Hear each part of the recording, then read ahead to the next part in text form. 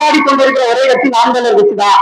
அந்த இயற்கை வளங்களை பாதுகாக்க போராடி கொண்டிருக்கிற நாம் தமிழர் கட்சி உறவுகள் மீது எண்ணற்ற வழக்குகள் இருக்கு.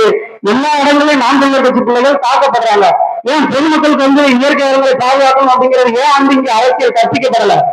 இந்தியாவில பிறந்த எல்லாருக்கும் அடிப்படை கட்டாய கடமை இயற்கை வளங்களை பாதுகாக்கணும். ஆனா ஏன் இந்த ஆட்சியாளர்கள் பொதுமக்களுக்கு சொல்லிக் கொடுக்கல? நம்ம பாடத்திலே இருக்கு ஆட்சியாளர்கள் சொல்லிக் கொடுக்க மறுக்கிறாங்க. ஏன்னா இங்க அந்த இயற்கை வளத்தை கொள்ளையடிக்கிறதோட முழு பங்குமே அவங்களோட துணையோட நடந்துகிட்டு இருக்கு. ஒரே ஒரு சட்டம் இயற்றலாம் தமிழ்நாட்டுல, கனிம வளங்களை கொள்ளையடிக்க கூடாது, இந்த மலையை உடைக்க கூடாது அப்படின்னு சட்டம் போட்டா யாரும் மலையை உடைக்க மாட்டாங்க. ஆனா இங்க இருக்கக்கூடிய ஆட்சியாளர்களுக்கு பணம் தேவை. அப்படி பணம் தேவை அப்படிங்கிறதுனால இங்க அரசு எப்படி இயங்குது? மக்களோட வரி பணத்துலதான் இயங்குது. நம்ம வரியா கொடுக்குற பணத்துலதான் நமக்கான திட்டங்களை அரசு செய்து அரசு அலுவலர்களோட சம்பளம் எல்லாமே நம்மளோட வரி பணத்துல இருந்தா கொடுத்துட்டு இருக்காங்க. அதையும் தாண்டி இது